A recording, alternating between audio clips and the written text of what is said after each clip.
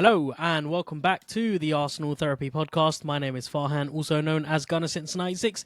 And as always, joining me here this evening is Adam Keys and Monty, but Adam Keys. Adam, are you ready? Yeah, I'm ready. Okay, so I forgot to press. So I'll crop this bit out in post. Okay.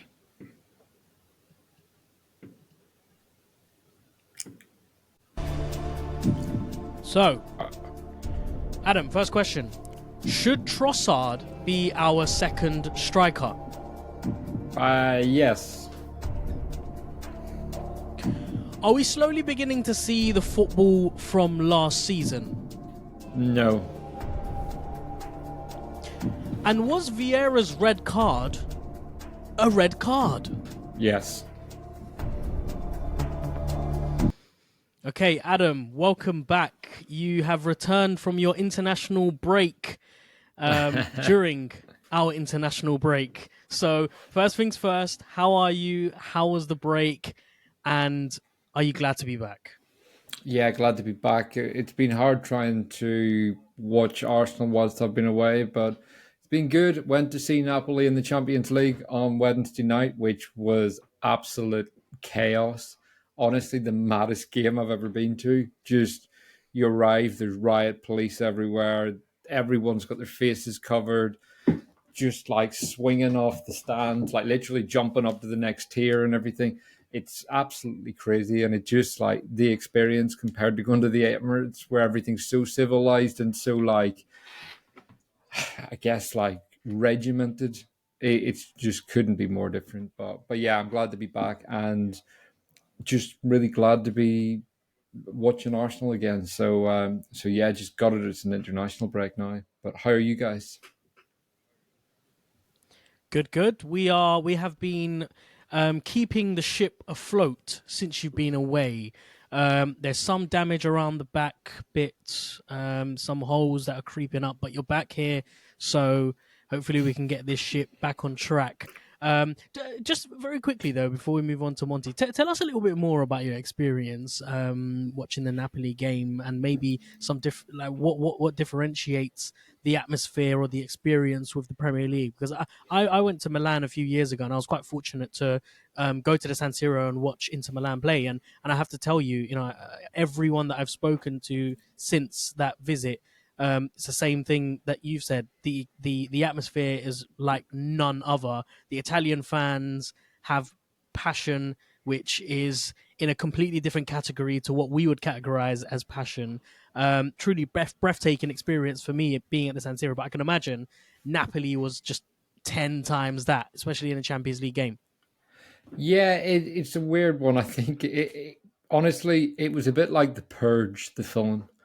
That's what it felt like whenever you got there. There was just people on like scooters flying in between people, like tooting horns and everything. There's bottles being thrown, and that was just like with each other. It was crazy, honestly. I told you guys I didn't realize I had booked tickets in amongst the ultras, so they also don't sit where they sit wherever they want. So that's kind of the big difference. I think like obviously at the Emirates, you very much have your seat, and yes, the odd person moves around, but you tend to sit where you're on your allocated seat. Um, Very few people actually sat down in the end I was in.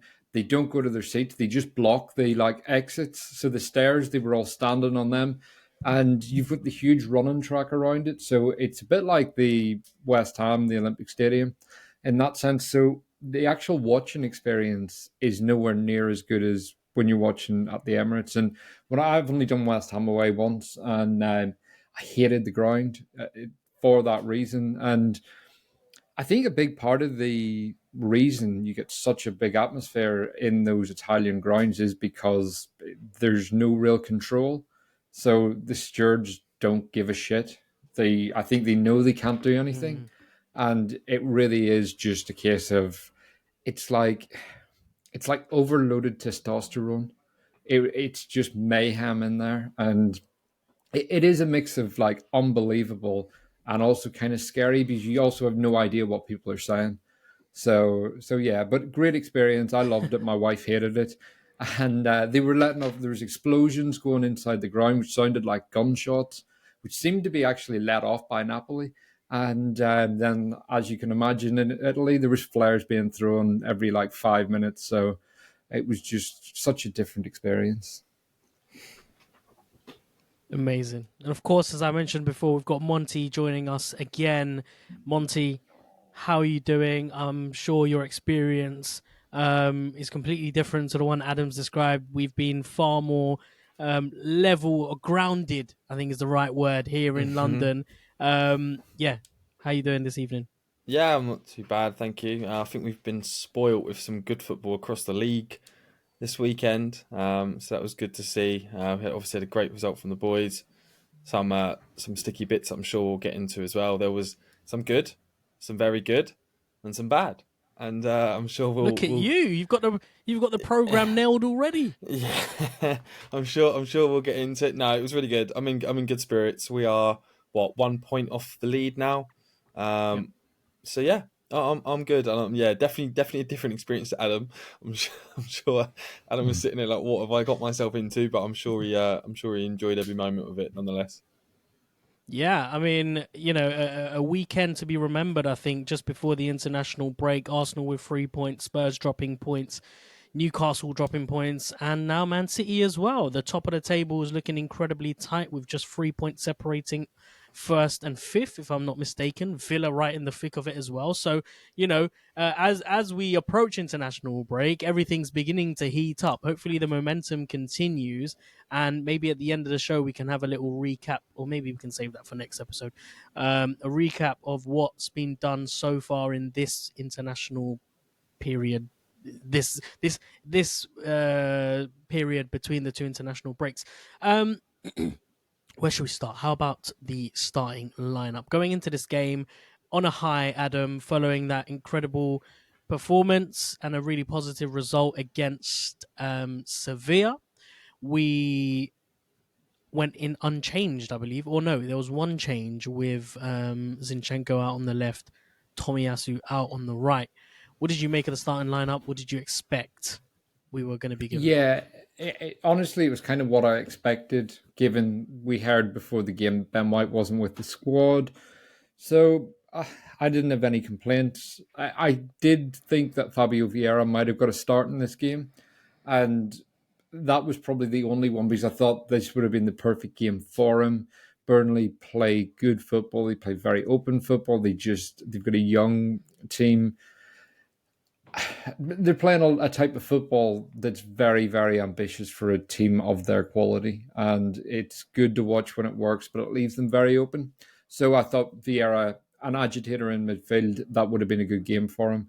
But all in all, it was one of those. I was happy with the lineup, and I think when you play Burnley and you put out a team like that, you look at it and you think we're going to win this. Monty, Adam mentioned Vieira, and I think I, for one, anyway, was quite surprised that he wasn't in the starting lineup. I was very surprised to see our good friend Kai Havertz back in the starting lineup, despite not really shining against Sevilla. Again, maybe I'm being a little bit harsh, but I felt like that performance didn't warrant another starting lineup. Clearly, Arteta is really pushing the boat out to make sure this works out. No matter how many games it takes. What did you make of the starting lineup?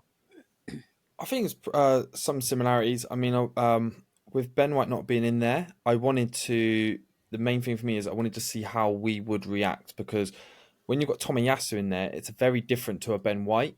And we play very differently. Like the overlapping on the right with Saka, the way that we work on the right is very different.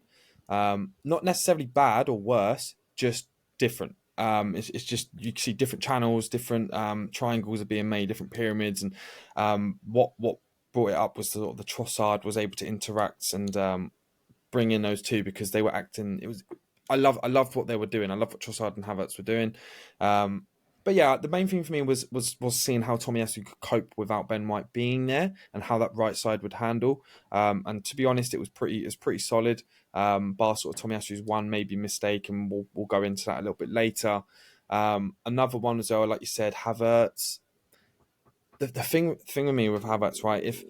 if Arteta's not dumb, and there's stats that prove that he's not, and we'll go into those as well. If Vieira can't push Havertz to start, is that perhaps because he's not training that well? That's the only thing I can think of. And I mean, to be fair, when Vieira did get his chance to come on, he did the most reckless challenge I've seen. I mean, yes, it was a red card. It maybe could have been a yellow, maybe, but end of the day, that situation and that part of the game, you shouldn't be doing that. Don't even give the referee the option of that. Like, we're clearly winning. Don't take the risk. Just don't take the risk. Like, just sit back and absorb it, and then explode when you can. That they were the main things really, but I wasn't actually disappointed really with the lineup. There wasn't anything that I really wanted to see. I think that was the strongest lineup that we had available. That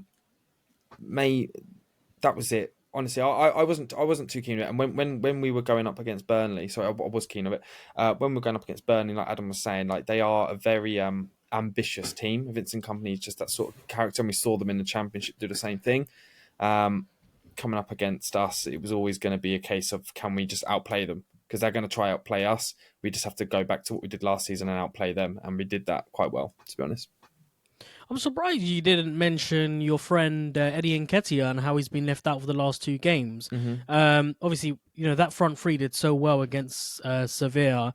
It was, no surprise that they were back in again. But we know that Arteta tends to pick his, not necessarily his favourites, but the traditionalists, I would say. So Eddie Nketiah being an out-and-out striker, some of us might have expected to see him leading that line.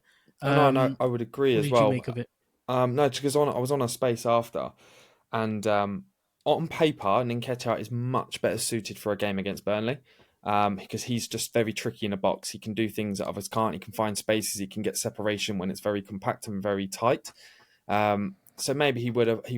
I think he would have scored as well.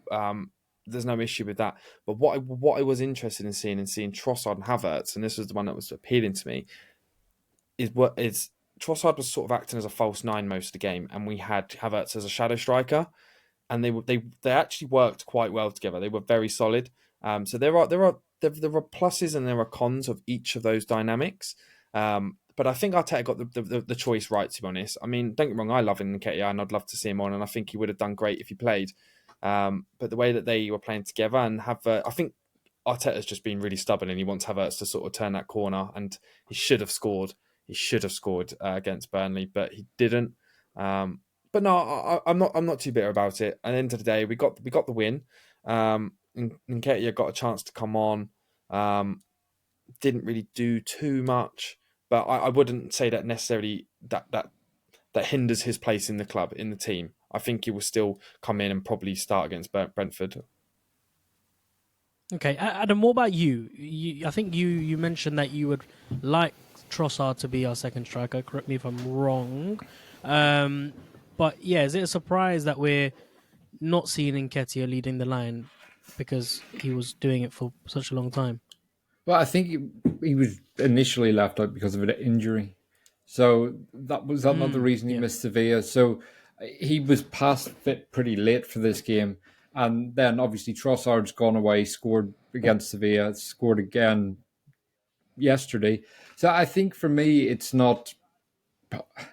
I don't so much see a pecking order as such, more who's in form or who's the right man for the job. I think Monty's point about on paper who's the better option for Burnley. I think possibly if Nketiah was fit or had Trossard not have scored midweek, we might have seen Nketiah play that game. So for me right now, I would pick Trossard ahead of Nketiah, but that's because Trossard's banging in goals and is in really, really good form. In a month's time, Trossard's form may have dipped and I'll be saying something different. So I think it's very fluid. Even with Jesus, if his form drops, I don't think he's automatically first choice. Because I think we've got quality in that team. We've got I think Jesus is going to be first choice. But what I mean is, if his form does dip, I'd be calling for Nketiah to come back in. I'd be calling for Trossard to get a game. And Havertz is the other one. I still really want to see Havertz start in the league as an actual 9. I hear people say about Havertz as a false nine. I think there isn't anything more like typical nine about Havertz. There's nothing false about it. He's a big, gangly 6'4", holds the ball up, wins aerial duels, get him like deep, really getting at defenders, and I think that's where we'll see the best out of him. But I did think it was interesting yesterday what we saw with Trossard really dropping in and Havertz going beyond him, because that is probably what Havertz is best at. But it was another game where like I can see everything he's bringing. I just don't think that's enough with Havertz at the minute. And I think as soon as Odegaard's back, he drops down to the bench because, I mean, what he's cost, the wages he's on, it's like on this show since he signed, I've been very defensive of Havertz. I really like a lot of things about his game. But I just think we're talking about a 65 million player on reportedly nearly 300 grand a week. They're huge wages, and you can do all the off the ball stuff and do it very well. But at the end of the day, this is a player that was brought in to score goals. And right now, Trossard's scoring goals, Nketiah has scored goals this season, Odegaard, Saka, they're the players that are getting goals, and we need to see Kai Havertz do that if he's going to push on and really justify that place in the team. Yeah, well, look, we're going to have a deeper conversation about Kai Havertz, as we always do on this show, because he is the hot topic. But before we do that, let's have a chat about the first half. Now, you guys are going to have to help me out because I did watch the first half an hour, but I was out and about doing, unfortunately, daddy duties, picking up supplies and things like that. So, yeah, I was kind of, I'm ashamed to say, I was driving and watching it at the same time, irresponsibly. Very slowly, though, I have to say, 20 miles, creeping on the road. But yeah, so my memory, as you guys will know, is like a goldfish. Unless I write down notes, it's very difficult for me to like recall moments and stuff. But from what I remember, Arsenal were dominant in that opening half an hour. We were creating lots of possession in the final third. I think that was the theme of the game, really. But we grew into it, and our dominance sort of grew into the game as well. Adam, give me your take on the first opening 10 minutes. It was, I think it was one of those, kind of what I expected. So my mate's a season ticket holder at Burnley, and he texted me before the game saying, "We're going to come at you from the whistle." That's how company plays. He doesn't know the meaning of compact. He just goes at teams and plays ambitious football every week. And that was exactly what they did. They came at us. They really came into the game with a lot of energy. And I felt we just kind of played our way into it. It was one of those, I think we kind of let them do a lot of running, really show the ambition, and kind of, I think there was an element of, let's see what they've got. That's like kind of feel our way into the game. Obviously, for us, it was our third game in the week. The likes of Jorginho, a player that you wouldn't have expected to be playing 3 games in a week, was back on the pitch again. He's at Tomiyasu's third game as well, a player who's had a lot of injury problems. So again, these are guys that typically don't play that much football. So I think we were probably a bit cautious not to burn ourselves out early, and there was those tired legs from the Champions League. But yeah, it was one of those, we quickly got a lot of dominance on the ball, and we were able to work our way up the field. If you look at the field tilt stats for the game, it's literally like massively in our favor, everything right up until the red card. It was just dominant, assured, and it was one of those, I felt from very early on that we were going to score, even though it took a long time for the goal to come. I felt like it was one of those games where we played it in second gear. We never really got out, never got past that kind of. It was one of those, we just looked like we were going to win the game from early on. In years gone by, I would have been worried about that, because I would have thought, right, we're too complacent. We need to up the energy. Whereas I felt that the team were playing in a controlled manner, that they could win that game. and it was just a matter of time before the goal. And yeah, from kickoff, we were decent. Okay, Monty, tell me how we were.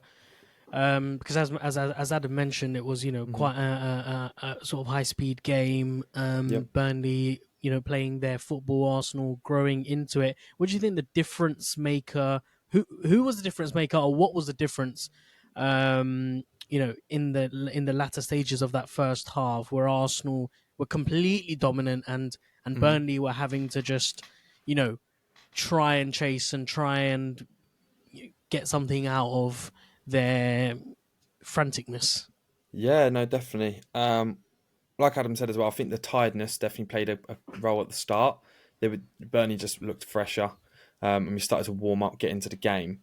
The two players that stood out most for me that half, and to be honest, I did actually predict. I don't even do the Arsenal predictor before the game. You can do what minute you think the goal was going to go in and the scores and stuff. I actually predicted the first goal to go in the 38th minute, and it went in after. But I thought it was going to be one of those games where it was going to be slow build up. But the two that stood out for me and I really sort of broke the lines. One was Zinny. Zinny was so classy. He was just class. He was on the ball. He was filling in the spaces. He was able to draw players in. He would then roll it out, and then they were just out of pocket and out of space. And he just really got to play. He brought other players into the game, which I really liked him. And he was just so calm and composed. And again, Jorginho. To be honest, you remember me like a few weeks ago. I was always a bit hesitant about Jorginho. But the thing I like about Jorginho the most is no matter the situation, because of his age and his experience, he's so calm. He's just very calm and he knows what needs to be done. He doesn't necessarily light up the world, but he lit up the world in that first half. When he did that ball to Saka, to see that pass was, I mean, I'm normally pretty good at noticing passes before they come because I always look at the game off the ball. I don't look at the ball where it is. I look at the people running off it. And he saw a pass I didn't even see.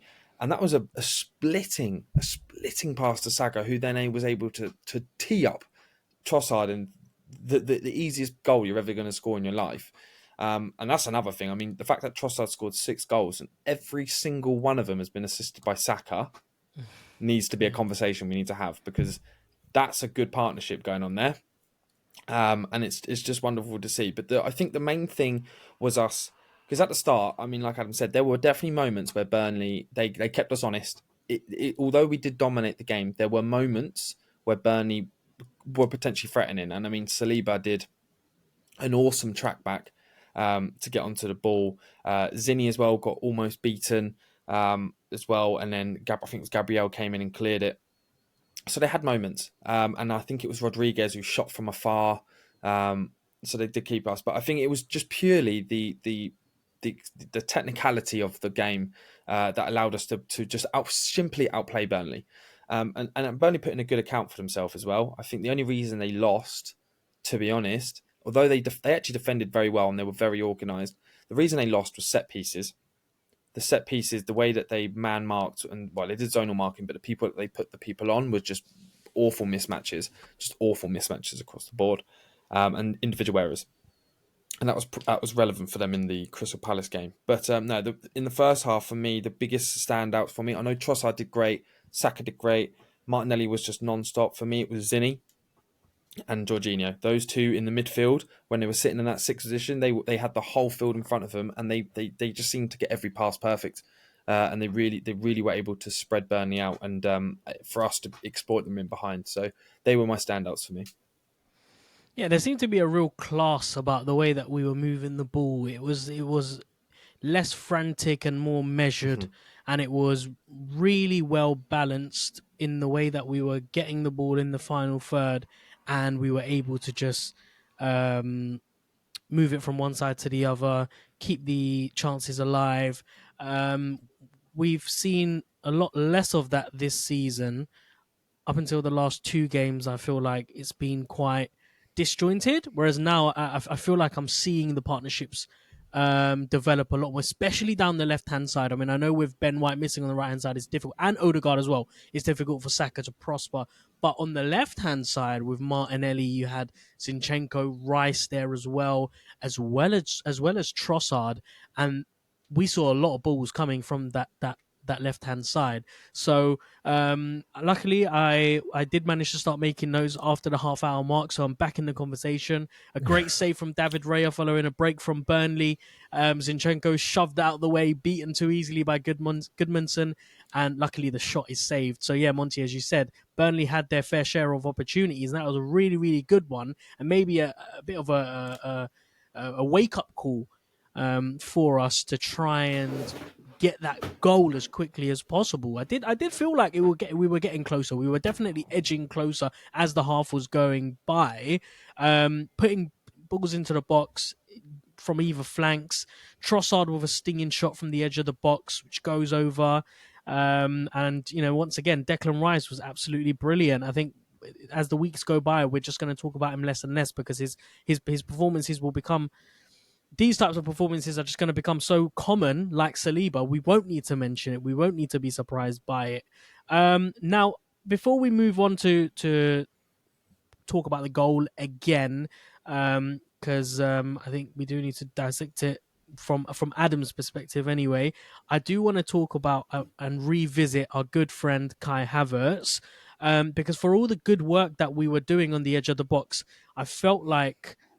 And Adam, you made the point that you want to see Havertz play as a number 9. I would counter that by arguing and maybe asking whether Havertz has the final third abilities, because what I was seeing from us, everything was looking really good on the edge of the box up until the point where Havertz was getting involved. He was either isolating himself in the bodies or getting the touches wrong or maybe playing the safe option rather than. I just don't feel like he's great in tight spaces, and he wasn't doing well with the ball. He's great off the ball. He's great in the air, but in the final third, when you need to be a little bit more clinical, a little bit more sharper, can we rely on him as someone who can, number one, finish his dinner, but number two, keep those opportunities alive, because we know Arsenal like to play in and around the box until they find a clear-cut opportunity. What do you think, Adam? Yeah, I agree with that. I do think that in tight spaces on the deck, he's got a lot of improving to do.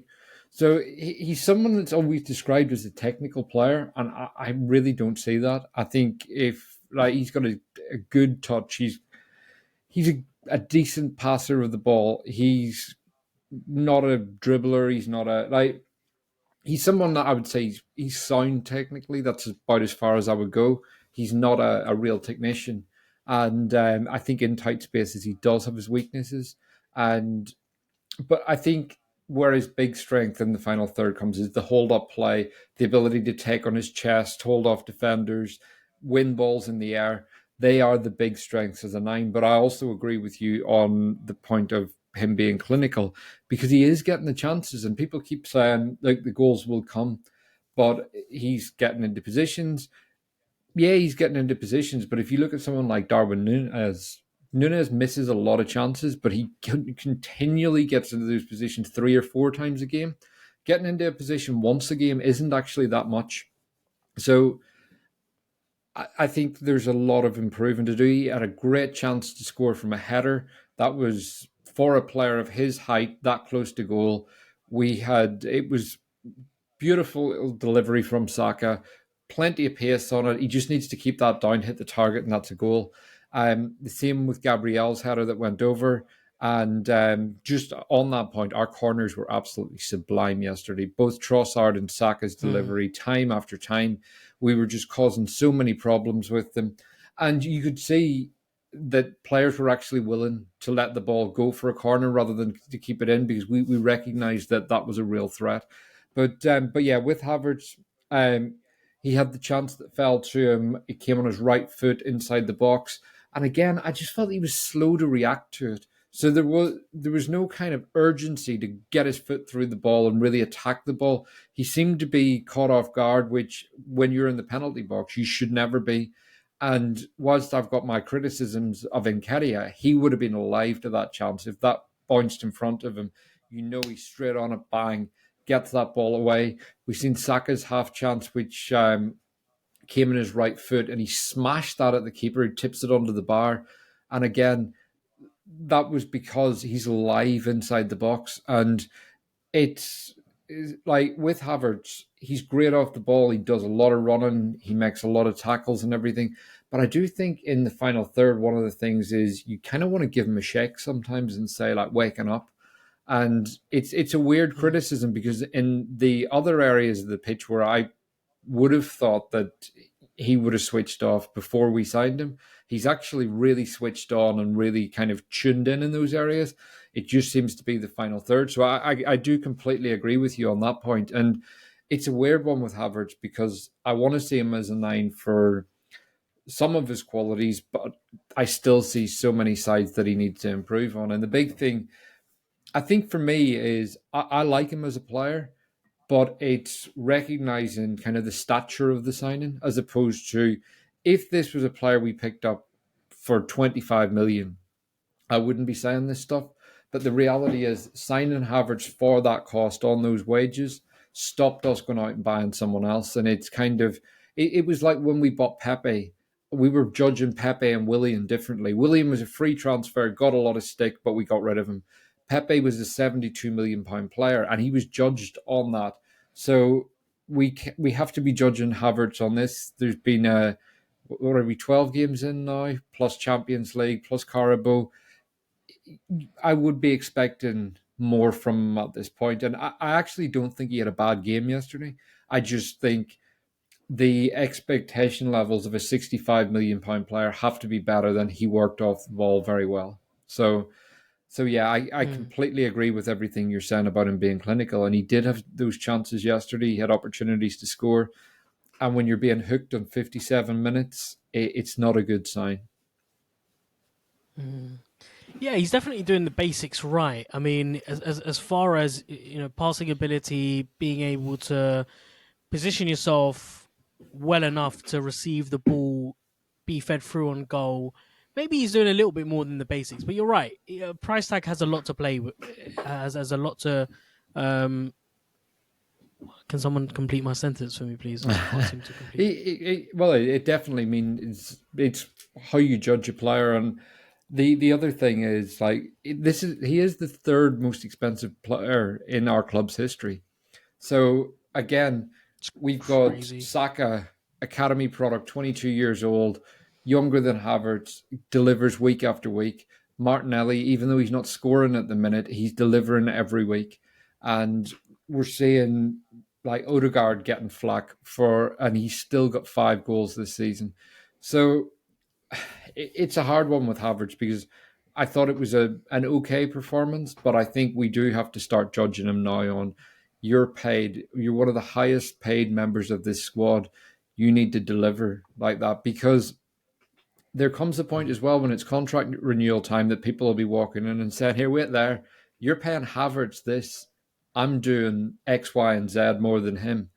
I want that money. And that's when it becomes dangerous. So yeah, I think that the price tag for me, it's not, people will say it's not our money. It's not our money. They're right. But it's what that money, that cost stops you doing. And it's the same reason I get annoyed when we fail to sell players for a good fee because, again, had we have sold Tierney, Tavares, who else is out on loan? Sambi. Those 3 players probably would have led to another addition in the summer. Instead, we've probably gone in at least one short for the season. So these things do matter, and we do have to judge players on those things as well as just like what we see on the pitch. Yeah, I'll tell you what I did like about Havertz, though. I really appreciated his reaction from the misses because up until yesterday, it was very, it was a bit too casual for my liking. There was no real concern. But yesterday, I saw him miss a few opportunities, and he was having a word with himself. You could tell he was a bit upset. And when you see that, it means that it shows that he's number one, he's trying. Number two, he's determined, and those are really good signs for me. I feel like at Colney, the more time he spends with the manager, coaching staff, and the players, the more he will start to bed into the Arsenal culture. We forget he's been in that Chelsea environment for such a long time. Maybe he doesn't appreciate what it means to play at a football club of this stature. You know, Monty, give me your take on this. Yeah, no, I think there's two really good points there. I mean, with Adam as well, like Havertz had a good game yesterday. He didn't play bad, but it's not good enough. It's just not good enough for what he is. And we were discussing this over the last couple of episodes as well in terms of his price, because when you compare it, right, Fabio Vieira and Havertz, both of them aren't good enough in my opinion. They both came in for what, 100 million together. And you look at Douglas Luiz and you look at Lucas Paqueta, we could have got both of them for that price, and they are both scoring for their respective clubs. They are both doing the job that we needed these players to come into Arsenal to do. So it makes you wonder, why didn't we spend the money and get those sort of players? Which is frustrating, and I know that's not Arteta's fault. That's more sort of the directors for not being able to get those targets in. But like you said as well, Fran, I mean, like that, you can see Havertz, he does care. It's not like he doesn't care and he really wants to get over that. And he's got some sort of mental block that's stopping him. And I think Arteta's just being a bit stubborn and keeping him in the lineup just to try and get him over the line. I think the best thing for him would be to actually just bench him for a little bit. But the thing is, who do we bench him for? Because we saw Vieira come in, gets a red card. Emile Smith-Rowe's injured. Personally, I would want Emile Smith-Rowe over both of them. But he can't at the moment. So it's just there's not really any choice to do so. And Havertz has been very wasteful. Like you said in the final third, he just hasn't got that touch. And like the juxtaposition from the set pieces we had from the Newcastle game, because the Newcastle game, we just didn't have a plan. There was no clear idea what we're doing on the set pieces. We kept going for the near post when all the Newcastle players were based and we couldn't get over the first man. Go to Burnley, almost a perfect set piece showcase. There were constant mismatches. I think Tommy Yasu was on Brownhill, who's like 6 inches shorter than him. You had Gabriel on Amandori. I can't remember. I don't know how you pronounce his name. But yeah, and there was just such mismatches. I mean, we were able to expose it. And then Havertz had a glaring opportunity in the first half. Perfect. All he needed to do was head it straight and it just went straight over. And then you saw him sort of really, really getting down on himself. So I do want him to come good. But I think the second Emile Smith-Rowe becomes fit again, I think the best thing for Havertz would be to bench him. To make him realise like you've not been good enough, mate. And give Emile Smith-Rowe a go, because Emile Smith-Rowe, one, I think he deserves it. We know the qualities that he can bring. And I think he deserves a run in the team. I think the whole club would love to see Emile Smith-Rowe get a run in the team, more so than say Havertz. Because the one thing that annoys me, the main thing that annoys me is obviously with the price and stuff. But we could have got much better profiles or players that are more suited to our club than what we got. So that's the only thing I can really add. I mean, you both covered great points.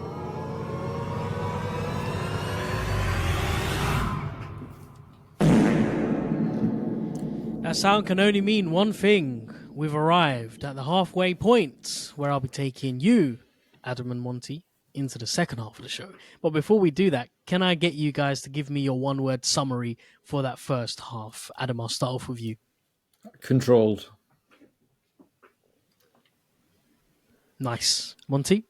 Methodical. Oh, controlled and methodical. I feel like I'm in a therapy session. Oh, wait, I am. So the second half, Burnley start the second half off quite quickly with Collier Show dribbling through on goal, and Saliba forced into making a desperate sliding tackle. That might have been the first time a player surpassed Saliba. I don't know how you want to categorize it, or whether you want to describe it as dribbling past him, but he certainly got the better of Saliba, and he was forced into making a desperate sliding tackle.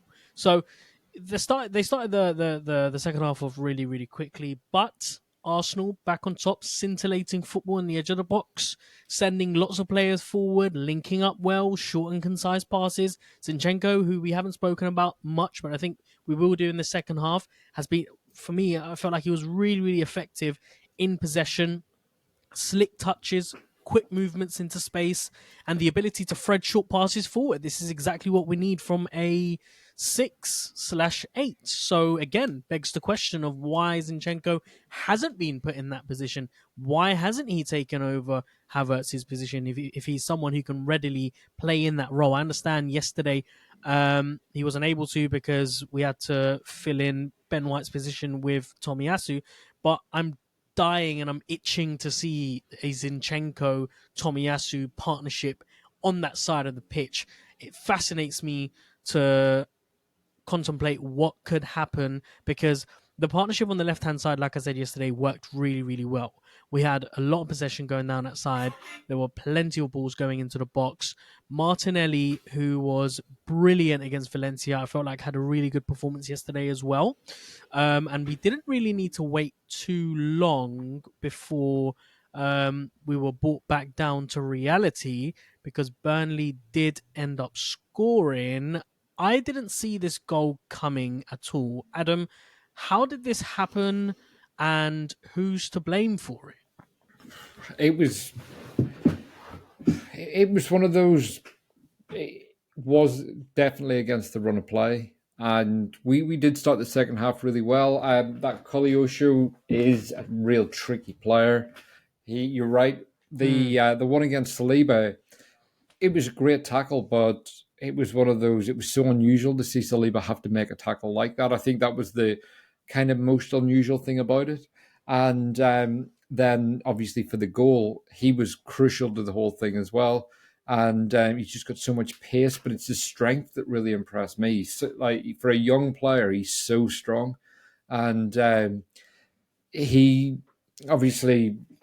There was a bit of a tussle with Tomiyasu. I was really disappointed with Tomiyasu's defending.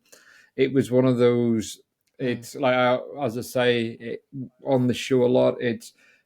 My marker is if it was against us, would I be expecting a foul? And the answer is no. I think it was kind of six of like both players had a bit of each other, and Tomiyasu needs to deal with that ball. The minute he kind of feels unsteady on his feet, just hoof that out of play. Get it out for a throw-in. He had enough control to do that. And he goes down too softly. He's a big, strong lad and someone that I just wouldn't have expected to make that mistake. Then when it came into the box, we didn't deal with it. And it's one of those, it takes a big deflection. Raya can do nothing about it. Good strike from Brownhill. He gets a lot of power behind it. There's a lot of control because the temptation is in that position that players kind of rush into it and hoof it over the bar. So he got a lot of power behind it and he took it well and obviously got a big slice of luck to go with it. But I think it has to go down to a very poor defending from Tomiyasu and then us not dealing with it effectively. I think it almost caught us by surprise whenever they came at us and we had been in so much control up to that point, and it just felt like if we could get a second goal, we could go on and score 5. It was one of those afternoons. And then suddenly that goal happened, and it was like, oh shit, we need to waken up here. And we did. We responded quickly, but I think Tomiyasu will be very disappointed because other than that, it was a fairly flawless performance from him. And it's one of those that we come away with 3 points, so you kind of forget about it and move on. But for him, I think it's a shame because it was such a good performance overall. But at the same time, that goal makes it 1 each. And on another day, if we don't pull it back the way we did, that's a really, really costly draw off a very silly mistake from a player that he's our best one-on-one defender. So he's someone that you wouldn't expect to make that. So yeah, it's one of those learn from it, move on, and thankfully we got away with it. Yeah, Monty, the most impressive part of that was how quickly we came back. I mean, for the first opening minute after they scored, it seemed like they were going to be pressing for another goal or they were going to be putting us under pressure. They looked quite confident going forward. Then there was a brilliant chance for Martinelli, who was put through on goal from Declan Rice. Poked effort, goes out for a goal kick. And maybe you want to tell us the rest of the story. Yeah. So, honestly, you actually mentioned, although Saliba scored the second goal, I think the one we need to actually speak about is Declan Rice.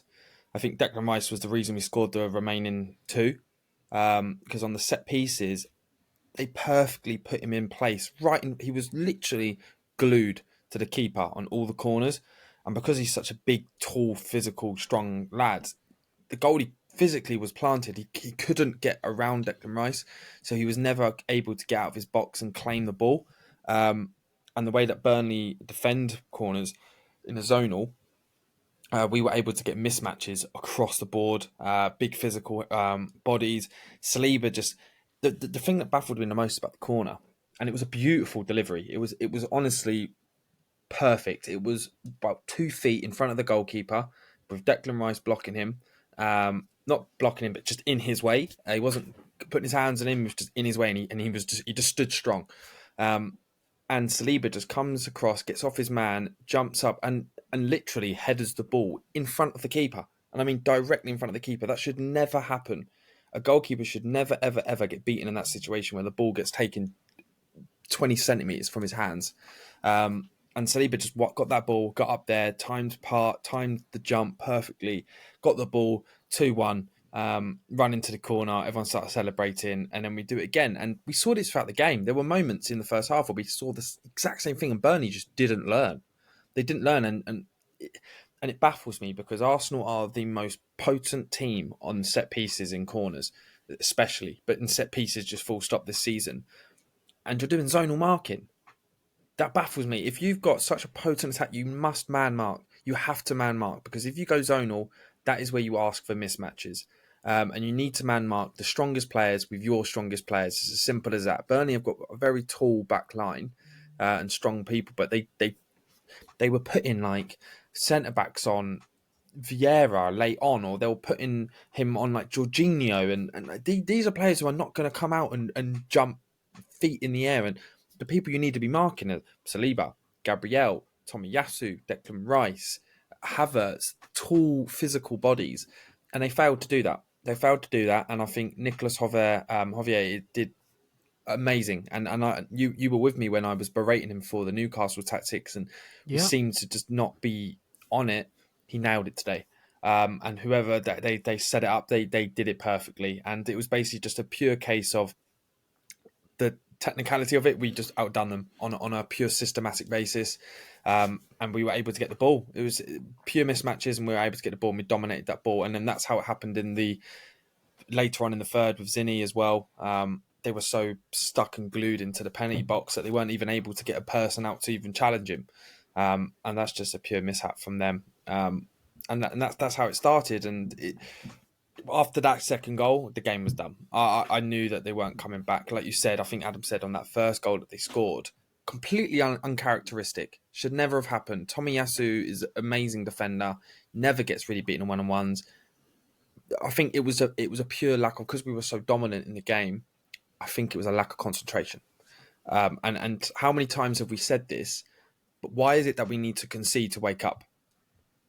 We've had this moment of time. Normally, it's actually we concede first in the game, early on, 3 minutes within the game, and then we come back and win the game.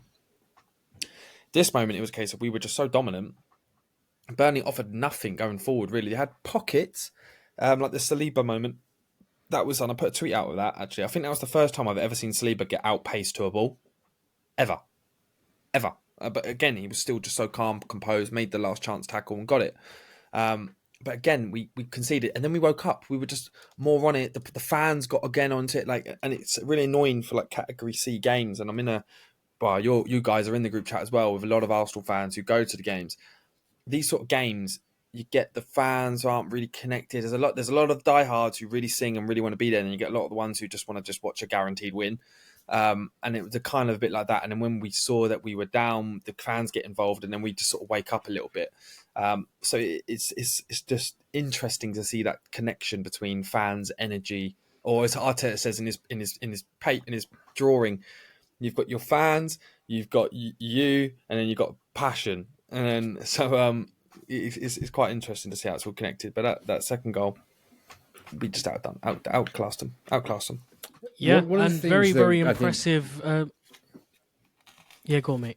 What I just to Monty's point about Declan Rice, his positioning around the keeper. What I really liked about it was he doesn't move. He doesn't give the ref the opportunity to pull it up in the way we've seen with Ben White. I'm still livid about the Leicester one last season when Trossard's goal was disallowed. But the thing that Declan Rice did so well was he just stood there. He's a big, strong, he's 6'1", built like a tank, and just it was you have to get around me. I'm not doing anything, and I'm just positioning myself in the box. I'm not going to commit a foul, and I think that's what was so impressive about that. And we saw that time and time again. And then obviously the header from Saliba was just like such a simple header.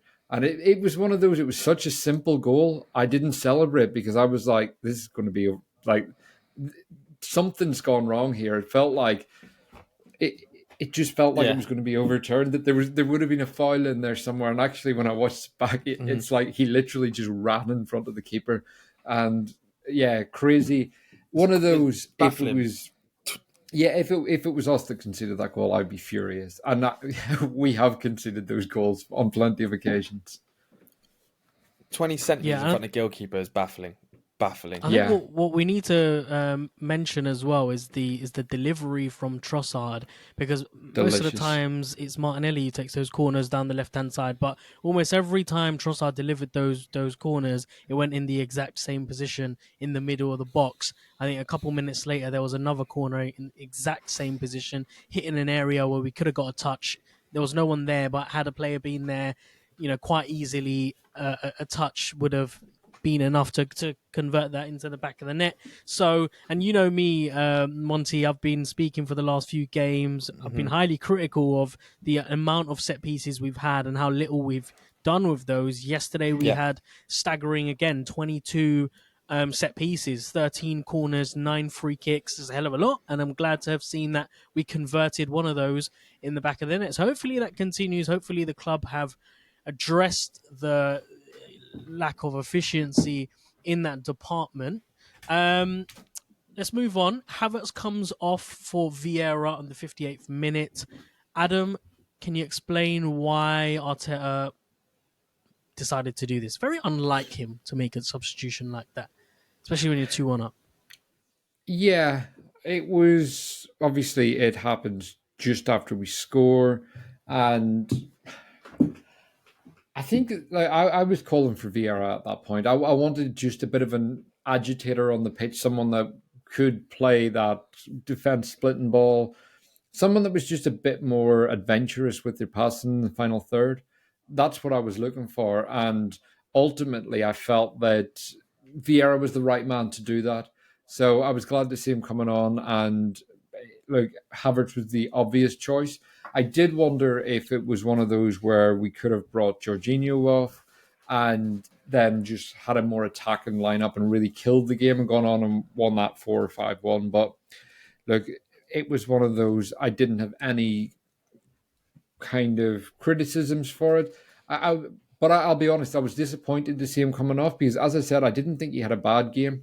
And I felt that it was one of those where, had he have stayed on the pitch, we could have potentially seen him get a goal that could have turned his fortunes at Arsenal. But maybe Arteta thought, I'm not seeing enough here. I'm not getting enough. I'm not leaving you on when you're not giving me what I want on the pitch. So it's hard to know with Arteta what goes on in his head. But it was a change that at the time I thought we needed a player like Vieira. And I think back to Monty's point earlier about Smith Rowe, I think he's the kind of player that would have been perfect for this game because it's those kind of... Smith Rowe's a carrier. He dribbles, he runs at players, he gives and goes, he gets people coming at him. And in a game like this, I think that would have caused a lot of problems for Burnley. And he's someone that it's such a shame to lose him at this time because we finally started to see him getting the minutes at left 8 like we've wanted for so long. He seems to be doing what Arteta wants. And he's injured again. So I think Vieira was the only player on the bench that you would look at and think, we'll bring him on. And Nketiah was the other one. And we weren't taking Trossard off at that point. He's got a goal. He's got his assist. And I think it's one of those, like, whilst we criticise Havertz, we have to say the opposite about Trossard. What an absolute steal of a signing that was. 21 million guaranteed. I think there's 6 million in add-ons, and I think one of the add-ons for that was us winning the league.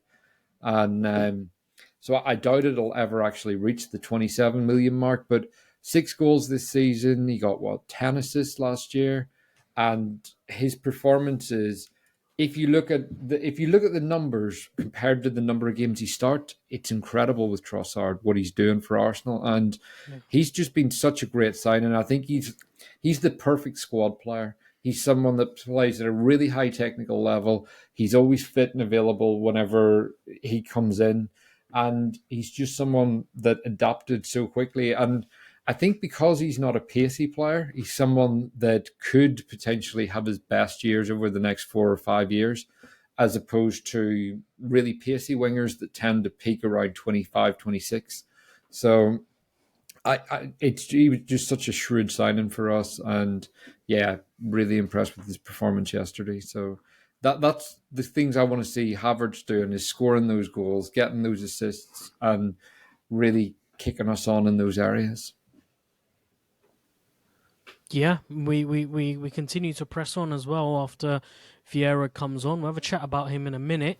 Let's talk about the third goal. Zinchenko with a scissor kick after another excellent corner whipped in by Trossard.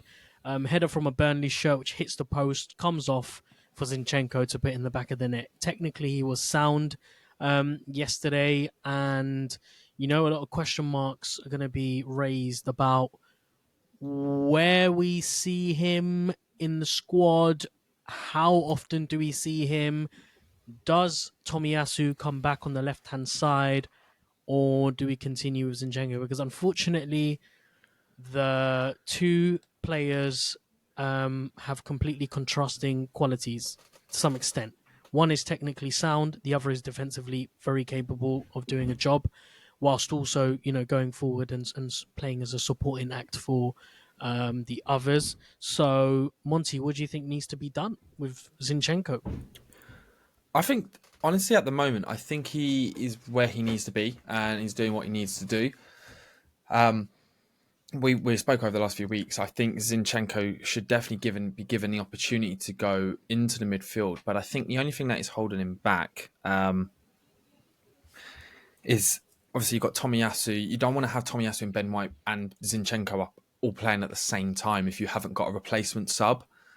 So I think when Jurrien Timber comes back, I think that's where we might see Zinchenko have the freedom to be able to go in upfield, because you'll probably have Jurrien Timber on the left, Ben White on the right, and then you have Tomiyasu, who can literally go in at any of those positions, and it doesn't matter. And you shouldn't need to sub both off in a game. So I think that's where we'll probably see Zinchenko go forward. What I love about Zinchenko, though, and bear in mind, that goal yesterday, that's his second goal ever in the Premier League. It's not something he does usually. And when, I don't know when about you guys, but when I saw him do that, my jaw dropped, and I went, "Did he just do that?" Literally, I was gobsmacked. I was gobsmacked to watch it, and I said to him at the start of the podcast, and at the start, he was so classy. He was just so classy. It was a very high and tricky ball. It was towards his chest, and there was nothing else he could have done. And to scissor kick it on the edge of the box into the top bins. What a player. What a player. Havertz would never do that. Emil Smith-Rowe would never do that. Vieira would never do that. It just wouldn't happen. That's just something Zinchenko brings. And I think if we get him in that midfield position and we explore those opportunities, I think we might be able to see a different side of Zinchenko, and a side that we see more for him at Ukraine, where he's a bit of a creator, an agitator. He can disrupt in the channels, and he can create. He's a very technically gifted, and he has a very good vision of the pitch. But I just personally think that Arteta is reluctant to put him in that position, because if we have, like I said, the three fullbacks on the pitch at the same time, and one of them gets injured, it's quite hard to because then you're bringing in a tired person from the midfield into the fullback position. Someone who's been doing box to box to box, to then continue have to do wing to wing to wing to wing. Which means you're not really gaining anything. You're just sort of putting in the same sort of player, and then they just bring on a fresh winger, and you're kind of foobarred, really. So I think that we might see Zinchenko later on in that season. but the way that goal came about, the positioning from him to get on the edge of the box, to see the opportunity and just to take it, that the confidence alone speaks enough. And although he hasn't necessarily started every game, the confidence is there. You can see that he wants to play for his club. He wants to have those opportunities, and he put in a very good statement in for himself. I don't think Tomiyasu did a bad statement. I mean, he had that bad moment, but we've seen Tomiyasu for club and country do absolutely stout defending. And like Adam said, he's probably one of our best one-to-ones. He's so solid and so strong. But he brings they're just very different profiles of players. So I would like to see it going forward, and agree with what you've been saying over the last few weeks, Farhan. I think it would be good to see him in there, and I think he could potentially be a shrewd sort of positioning if we swap him over. I think that could save us a lot of money, and then I maybe fill in gaps elsewhere in the squad that we need to fill in, rather than sort of spending big money on like another midfielder when we can just get a bit more cover in other positions. Yeah, Adam, what do you think? Give me your take on Zinchenko and what the future lies for him. On yesterday, I thought he was absolutely superb. I think everything Monty said was bang on. He was just so classy. Everything good about us yesterday went through Zinchenko. I just thought it was one of those games back to what we saw last season. And the other thing I've been thinking about Zinchenko recently is we kind of forget about how long he was out injured for because it went over the end of the season and he missed pre-season as well. But he was actually out for about 3 months, and he's probably still getting back to like full match sharpness and so on, because after a long injury we do see that. But yeah, I just loved his performance yesterday. And what I really like about Tomiyasu and Zinchenko is how different they are. And I think we've got two players that you can literally look at different games and say, right, we're going to play Tomiyasu here. And the first time we saw that was Liverpool last season when Tomiyasu kept Salah so quiet. And I think this year, like how often before a game do we say, this is a Zinchenko game? You're at home against Sheffield United, Burnley, whoever. In home games, generally, you look at them and think, we're going to have a lot of the ball here. This is a Zinchenko game. However, you're playing Newcastle away. As good as he was there last season, I'm still going to put in a Tomiyasu, who's a dual winner and someone who will really deal with pacey wingers and shut them down and do all those jobs. So I like the contrast that we've got there. I also like the idea of seeing him as a left eight. I think we could see that creative side. I again agree with everything Monty said there. My concern about playing him there right now is the fact that we've only got the two fullbacks. So we've got him and Tomiyasu, but Tomiyasu's also covering at right back. So we've essentially got, 6 defenders, assuming Ben White comes back after the break. And I think when Timber comes back, then I would be putting Zinchenko into the left 8 role and having a look and see how that works, because it's not like throwing someone into a new position that they've never played before. He does play in midfield for the Ukraine. And when he signed for Arsenal, everyone was convinced he was coming in as a midfielder, not as a left back. So I don't see it as being a huge risk. I think a lot of the qualities that he's got that we see deeper in the pitch in the first phase of our build-up, we could see it in the second and third phase and really see him impacting the game and influencing it and picking those pockets and really kind of splitting the lines, getting Martinelli in behind. So I like the idea, and I think a Tomiyasu or a Timber behind him makes for a really solid team. But I think right now, given how light we are defensively, I would rather prioritize that, because I just don't see I think the left eight's an issue, but not as big of an issue as it would be if we had 4 fit defenders, and we've got the schedule that we do coming up. So I like the idea. I just think it'll be a while before we see it. But who knows? Maybe it's Arteta. We could see it against Brentford. Yeah, I guess the trouble with playing Zinchenko anywhere at the moment is that in our offensive formation, we've got 3 at the back, with the left back slotting in midfield. So offensively, it's great to have Zinchenko there, but defensively, when we have our backs against the ball, you would struggle. But as you said, it's very much we're in a blessed position to pick either or, depending on the game, depending on the opposition. Right.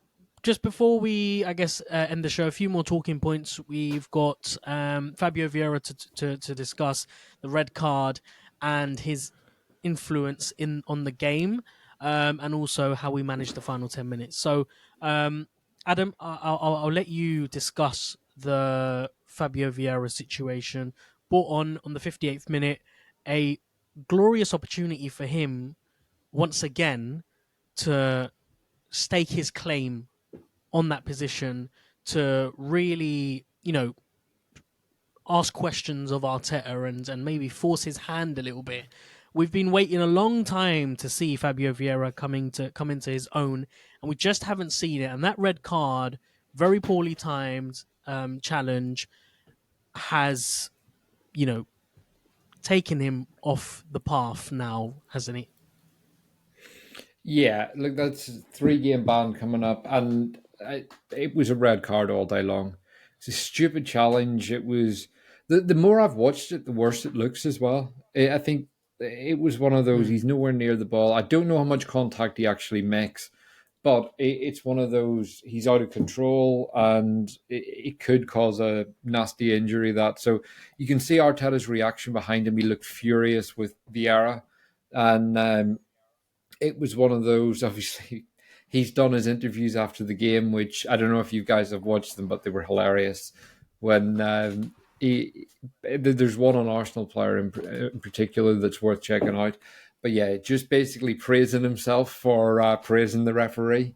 And but yeah, he will be really annoyed with Vieira. I think given how many injuries we've got, to lose a player for 3 games when you're 3-1 up right at the end of the game, and essentially put yourself under pressure for the last 10 minutes. It's just not what you need. And I think with Vieira, the frustrating thing is every time we see him do something and start to perform, then he just seems to drop back off very quickly. And he's another one, a bit like Havertz. He was a £35 million player.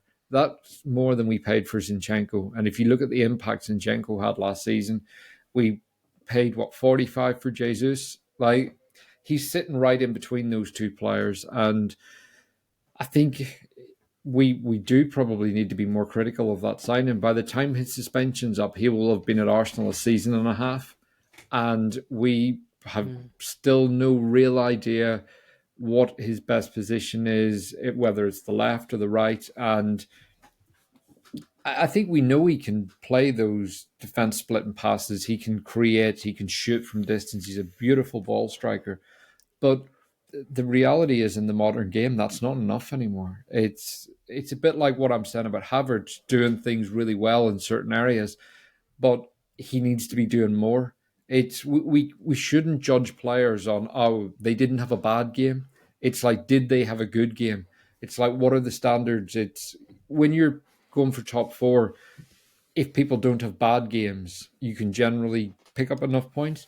But if you want to win a title, if you look at City and you look at the consistency of their players, look at Liverpool over the last 6 years, it was game after game, every player was on it. And we need to see the likes of Vieira prove that he can do it for more than kind of 20 minutes in a game. Because unless you're someone like Mesut Ozil, who could create 8 chances a game, you're not going to be carried. And even Ozil, once that kind of wore off, he was kicked out of the club very quickly. But yeah, for me, Vieira is just a really frustrating player to have in the squad. And another one, to Monty's point about Paqueta, I look at his goal today and you think, what an absolute screamer. Imagine having him in that left 8 position. He would be a guaranteed starter. And I looked up his transfer fee earlier. It was 51 million West Ham paid for him. If we had just paid that extra money and gone and got Paqueta, or alternatively, 6 months before that, gone on Bob Bruno instead of letting him go to Newcastle, they were 2 players that would be perfect in that role, would be making an impact now. And I would say if we had got either of those 2, we win the title last year. And it's those kind of fine margins that make a big impact. And Again, we're not talking about free transfers or bargains here. You can take a risk on a £6 million player. You can get a Nuno Tavares in. But when it's the 35 million range, we need to see Vieira making an impact. And I think enough time has passed now that we should actually be judging him on this transfer fee, because like other players that didn't cost as much are criticised and judged much more harshly. And if you look at how Arsenal fans judge Jorginho, and who delivers time after time, and again was superb yesterday. He was an £11 million buy.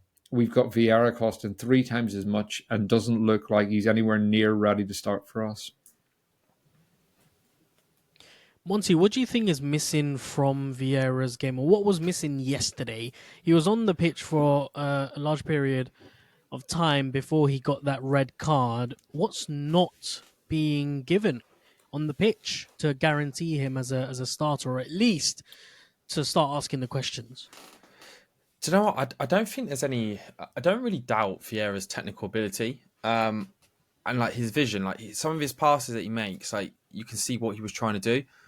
Just doesn't sometimes execute as much.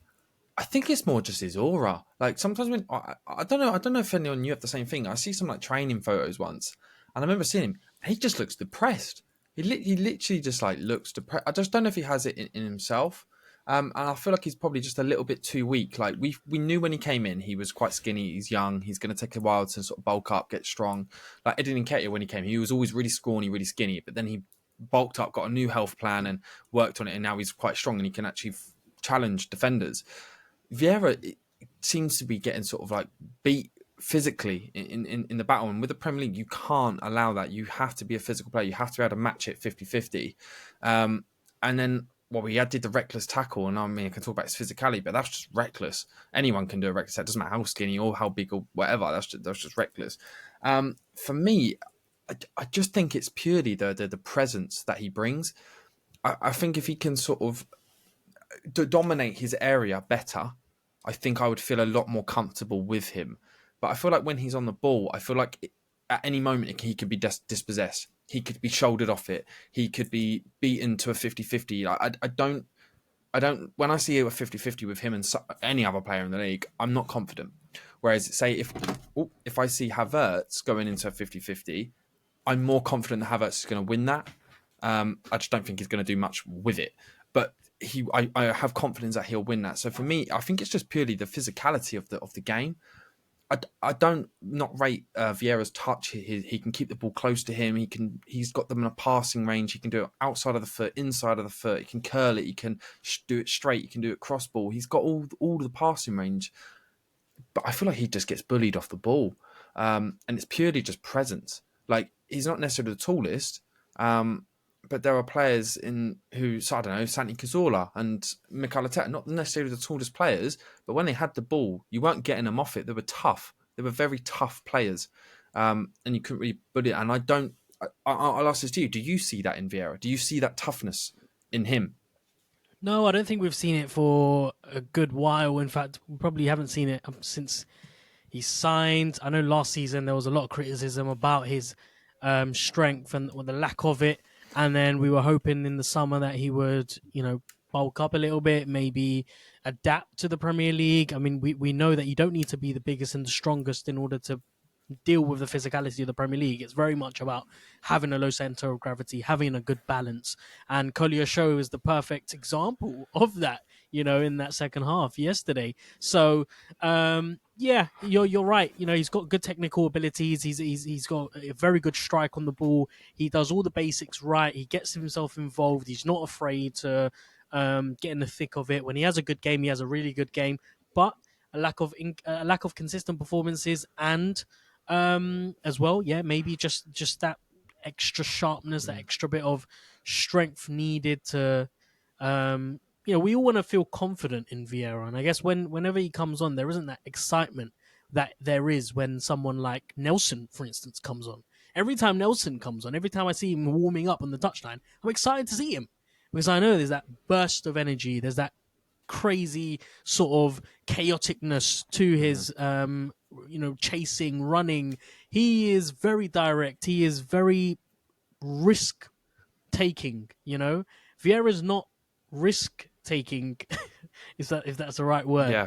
He's quite he's safe. Too scared. He's too scared to sort of make a wrong doesn't want to move. get involved. Yeah. And don't know, it's an interesting stat as well. I was just going over it yesterday. And we sit here, we can talk about Arteta's choices and plans and all this kind of stuff and nitpick them. And I think it's just quite interesting. So that was his 199th competitive game yesterday.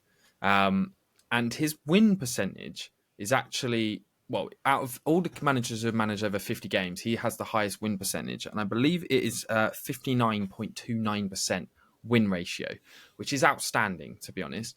And the interesting thing is the only manager in Arsenal history that has higher is an Arsenal legend called Joe Shaw. And anyone who doesn't know who Joe Shaw is, he was the manager who overtook Herbert Chapman back in the 1930s.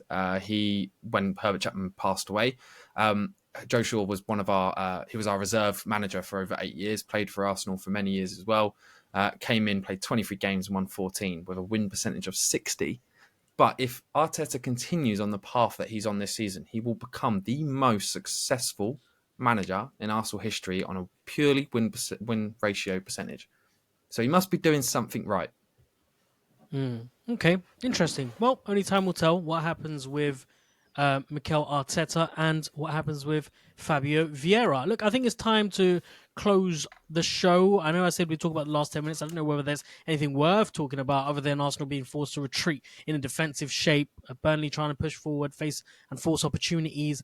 Anyway, the game ended 3-1, and now it's time for Good, bad. So I'm going to ask Adam and Monty, and I'm going to take a back seat on this because I think we'll be here for another half an hour if I do get involved. For their good, and bad moments of the game. So Adam, I'll start off with you. Please give me your good moment of the game. Good moment is Trossard's goal. Header from Saka. And then just the bravery showed to collide with the post, absolutely clatter himself and get in. So, yeah, really pleased with that one. Yeah, puts his body on the line and almost breaks an arm. Monty, give me your good moment of the game. My good moment? It's actually in the same part of the play, but for me, it's going to be Jorginho's pass to allow it. Purely line cutting, just unbelievable. If you ever want to go back and watch that pass again, do it, because it was just unbelievable. It was undefendable. Amazing. Okay, Monty. Sorry, not Monty. Adam, your good moment of the game. Saliba's header, just the whole move, the delivery, Declan Rice as we discussed, and then Saliba just making sure he got it in front of the keeper. It was such a rehearsed training ground routine, and every corner in that game was straight off the training ground. The deliveries were perfect. Where we were putting the ball time after time after time, that was no coincidence. And we absolutely worked on that. So really pleased to see the way we were attacking them with corners. And obviously 2 of our goals came from corners, and Havertz and Gabriel both should have scored from corners as well. So yeah. But my good moment is definitely the goal itself. Just everything about that move. Yeah, very vintage Arsenal goal, wasn't it? I think it's one of those goals that we'll be looking back on a lot because of just how slick it was. The way the ball comes off Saliba's head makes it really just satisfying to watch. Monty, give me your good moment of the game. I think every listener is probably going to have maybe the same Zinchenko scissor kick. Ridiculous. To just do that on the edge of the box when you've not even scored that many goals in your career. Outrageous. And to go top bins, need I say more? I watched it and literally had to throw my phone. I was like, that's disgusting. It was just an unreal goal. And I had to go back and watch it. I was like, did he actually? I thought he chested it and hit it originally, but then I looked and I went, that's impossible. He couldn't have, because it didn't go away from his body. And I watched it and I just went, what a player. So my good moment has to be Zinchenko scissor kick, because that's got to be gold, mate. That's got to be up there for goal of the month. It's got to be up there for goal of the month, in my opinion. The way Monty's going on describing it, you'd think it's the goal of the century. Oh, I man. mean, don't get me wrong, it was a great It's goal. ridiculous technique. Yeah. And he's got It was players ridiculous. around him as well. Like he just bops it straight over because all Burnley's players would just sit there in the penalty box. He goes over them, loops, top bins. What more do Defies you want? physics because the jump that he gets on it and the height of the ball, it's like you shouldn't be able to do that. But somehow Zinchenko's the only player who you would think is able to do that. Something out of a Anyways. FIFA advert. Do you know what I mean? Yeah, Literally. right, I know. Adam, Monty, I'm sorry to have to ask Adam first, but Adam, give me your bad moment of the game. I'm sure we can all guess what it might be. Vieira's red. Yeah, nothing more needs to be said. Vieira's red. Shocking, awful Silly. challenge. And yeah, set himself up now for a 3-match ban. And it's going to be a long, long journey for Fabio Vieira to get back in the squad. But we do Monty, have the... no, for me, Yeah. it's going to be the same. Although Tomiyasu did get beat on his thing, I think just purely how bad the situation and where we were in the game and how we were so uncomfortable, just the unprofessionalism and the lack of awareness of what was going on to do a tackle like that when there was just no need. Just let him go past you. Do you know what I mean? Like let the ball go. It doesn't matter. Stay on the pitch. Because like you said, now you're out for 3 games. We're already quite we've got a lot of injuries already in the team. The only saving grace is he's got an international break coming up, and I think it came at a really good time. Yeah, he looked absolutely gutted as good well. stuff. Yeah, he did, shaking his head as he was walking off the pitch, and I think he knew he fucked up. But hey ho, that's the game, unfortunately. Well, it's that time of the show again where unfortunately we must say goodbye. I want to say a massive thank you to everyone who's listened up until this point. Thank you very, very much. If you did enjoy this episode, please do give us a 5-star review on Apple Podcasts and Spotify. Let us know what you thought of the show by reaching out to us on Twitter. You can find us over there at Arsenal Therapy. You can also find Adam over there at AdamKeys_, and you can find Monty over there at Monty_official_. And of course, if you want to follow me over there, you can do it at GunnerSince96. As always, we will be back next week to give you your usual weekly dose of Arsenal Therapy. But if you can't wait until then, make sure to head over to the Arsenal Therapy YouTube channel for the 15-minute show. And I'm so glad to say it is back. Since Adam is back, the host of the show, the 15-minute show will be back, where we'll be taking you through all the latest bits of Arsenal updates. That's every Tuesdays. And yeah, also make sure to head over to the Arsenal Therapy website for the blog posts, where we'll be trying to break down thoughts and feelings and giving you some updates during the international break and much, much more. So, until then, take care, have yourselves a lovely week, and we'll speak to you soon. Thank you very much. Bye-bye.